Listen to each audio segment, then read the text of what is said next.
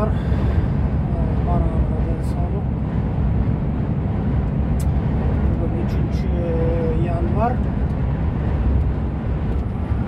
Европада жұмыс башталды, Польшада жұмысқа шығып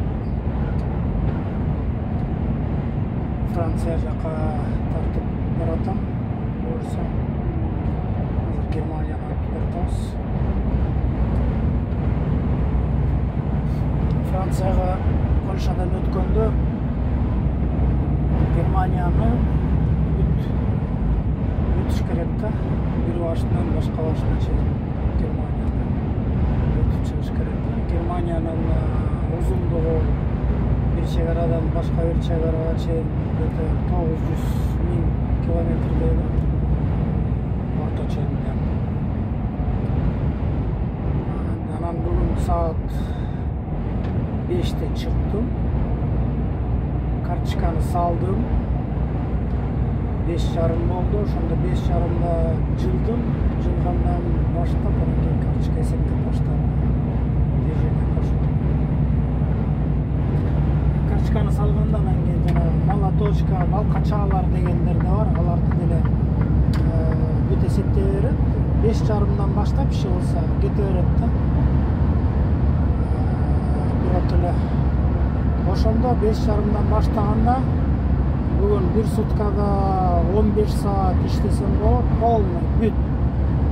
Движение, пауза, молотки, балкачалар, заправка, мына деп атып бүт баары менен чогулуп баш аягы 15 сааттан ашык иштей албайм. Ошондо 5:30'da баштасам, 5:30'da кечинде 12 saat болот, плюс 3 saat.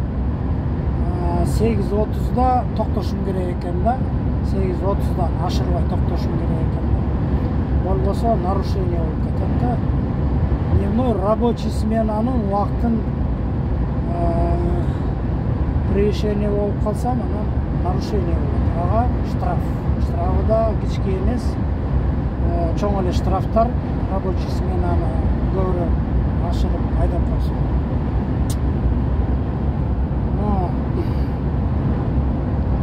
Анан мынакей жылгандан баштап где-то 4 saatтай жылып койдум уже движение менен айдап заправкага турдум. Ошондо 45 минут тургандан кийин тахограф жаңырды. Жаңырганда кайра 4 saat 30 minut берди. Мынакей көрүп атасыңар, 3 saat 30 minut жүрүп коюп турмун.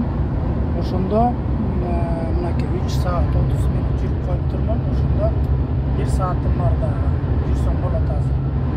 1 saatten ашырбай токтошум керек да.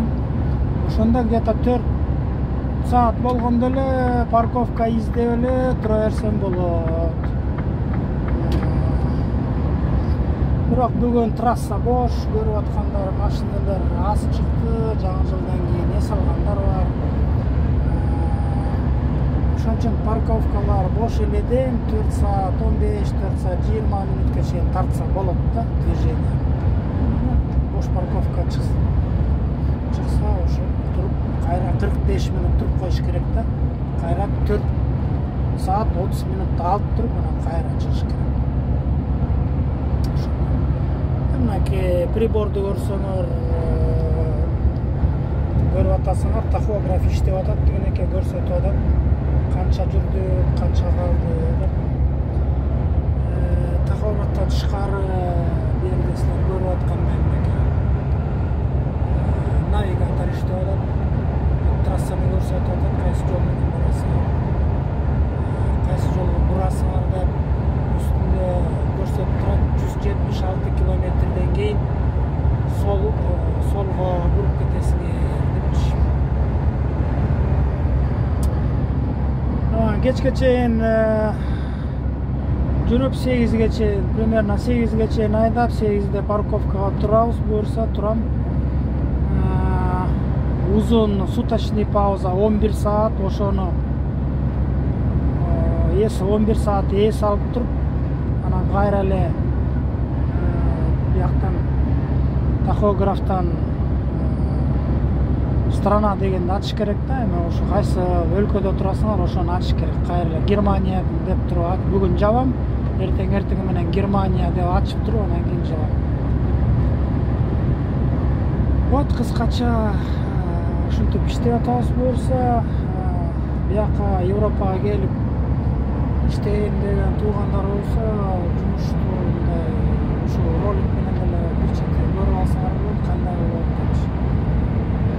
Билсең ушинтип эле чыгып эле тахограф менен байкаштырып, штрафкыла иштей берсең, навигаторго көрсөтүп турат, кандай кылыш керек, кайсы полоса менен айдаш керек, качан буруш керек. Алып барат да, точно алып барат да. Плюс-минус 10 метрдей алып барат. Бирок навигаторду настройкасын билиш керек, кандай настраивать этиш керек.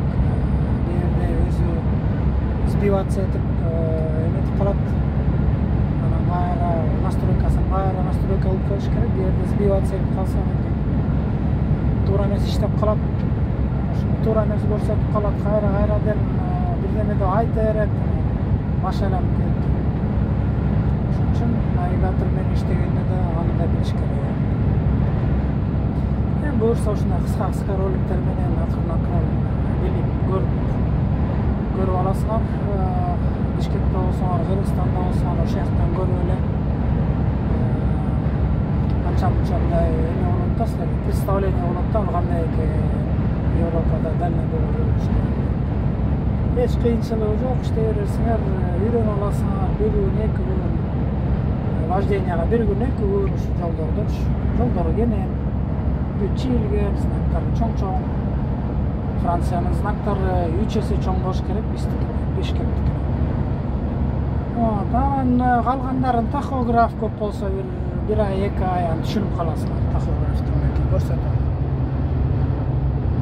Канча саат бар, канча калды, канча айдаш керек, канча туруш керек, ушуну көрсөтөт. 3 саат 33 мүнөт болду. Эми 3 саат үстүндө көрсөтөт. 3 саат 4 саат 20 мүнөт болгондо анан парковкага тура берет. Парковканы болсо навигатордон алдын ала эле тандап алсаңар болот, кайсы парковка. 5 километрден кийин, 10 километрден кийин, 20 километрден кийин болот депчи. Ошентип кыскача роликтерден тааныша берсеңер болот да, алдын ала эле жумушка чыга электе эле. Буюрса келип иштеп кетсеңер, уже представление болот. Код 95 код 95 окуп, лицензия алып, чыга бересиң, стажировка болуп эле, бир жума. Көп болсо 2 жума чыга бересиң, иштеп. Акча таптып, тыпыртап, үйгө кам көрүп, балдарга үй бүлө көр дегенде балдарды баарыбыздын эле максатыбыз ошол эми. Ден соолуктуу болуп, оорубагыла, туугандарыңар оорубасын, максаттарга жеткиле, колдон келген жардамды берем, өзүм жөнүндө айтайын. Суроолор болсо, роликтин астынан жаза бергиле, лайк баскыла, подписацияны баскыла. Канча подписация, лайк бассаңар ушул ролик чыга берет көрүп, биздин туугандар жеңил таап алып туруп, анан кийин көрүп алар деле билим алып отушат да. Ушундай туугандар кыскасы. Анда көрүшкөнчө, эмки кечейин, сау болуңар.